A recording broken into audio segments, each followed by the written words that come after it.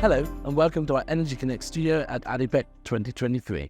I'm delighted to be joined by Widad Haddad, Vice President and General Manager of the UAE, Oman, Yemen and Lebanon, Emerson.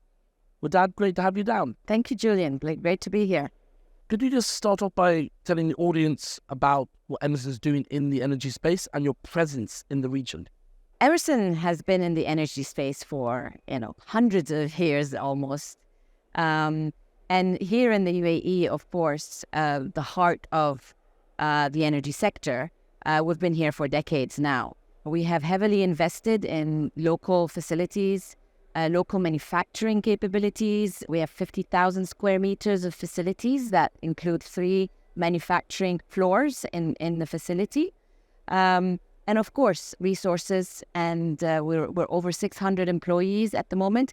But we also have a facility in Abu Dhabi as well to serve the energy sector in Abu Dhabi. So we've been heavily invested. Our technology solutions have helped all the major oil companies in the region. And this is our headquarters here in the UAE for the region. So we're very proud to be here among the first, even before the in-country value program was even there, to support the local industries. Can you tell the audience maybe a few specific technologies and projects you are involved in the UAE? And you mentioned the overall, but now maybe here specific. So there's so many over the years, but Julian, right now everybody's talking about sustainability, decarbonization. Emerson has been helping companies in their operations for a very long time around the same topics of sustainability. Emissions is not a new topic that's coming up. Everybody wanted to reduce emissions. The main focus of reducing emissions was mostly cost, but right now it's a bigger purpose. It's the responsibility of controlling what we emit. So our technology helps monitor emissions. Our technology also helps in the energy management. So you can save a lot of money by looking at optimizing your energy consumption, knowing where your energy is utilized, and really restricting energy where it should be, through the emissions as well that cause as well, energy mismanagement. So these are among the few examples that we help our customers in their current sustainability journey, but also our technology can play a huge part in the hydrogen production, carbon capture and storage. We're looking forward to the utilization piece of carbon, because we also can play a big part in that as well. Do you see a sort of growth area within the energy transition here in the region? Operational excellence is definitely something that is part of the growth of the energy sector, right? But right now, the parallel side of operational excellence is the sustainability.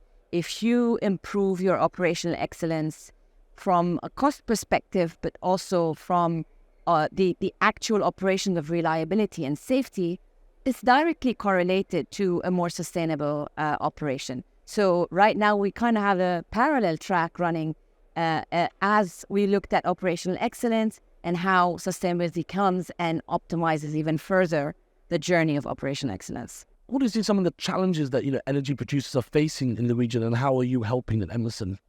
I think the biggest challenge today for everybody is speed. We all understand what we need to do. We all have taken KPIs, have targets, have timelines, but it is a very, very aggressive timeline. And so deploying technology and new technology in a very complex operation, because the energy sector is very complicated, remaining safe with that speed, I think is a huge challenge. And that's why you see more and more partnerships happening, because it's no longer one party that can take on this burden. If we need to do it fast and safely, we have to all work together and to get there. Absolutely. Could you touch on a bit more about Emerson's strategic sustainability framework and the importance of it as we lead up to COP28, which is just around the corner, taking place in Dubai at the end of November? So we have developed a very robust framework in terms of our sustainability. We have what we call greening with Emerson, greening by Emerson, and greening of Emerson. Because we understand we have a triad of responsibility. First, we have to green ourselves, our own operations. So, for example, in our Jabal Ali facility, we operate on a high percentage of solar energy. Our factories operate on such energy. But we also understand that we do have influence on a lot of suppliers because we are a big organization that sources our supply chain from across the world. So how can we impact that through helping our supply chain greening? And then, of course, our technology are key for our customers to green. So we play that role as well to help them green. So that framework is the one that we work with. And that's what's leading us to heavily participate in COP28 coming up. We've been in COP along the road. Our Chief Sustainability Officer attends them all. Last year in Egypt. This year, we're very proud to see it coming in the UAE.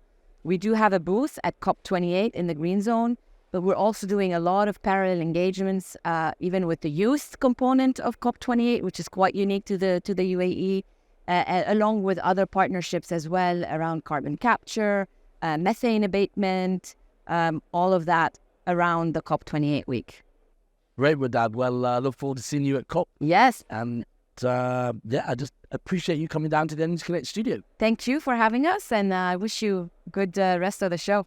Thanks everyone for watching, and I look forward to bringing more studio interviews from the show floor in the coming days.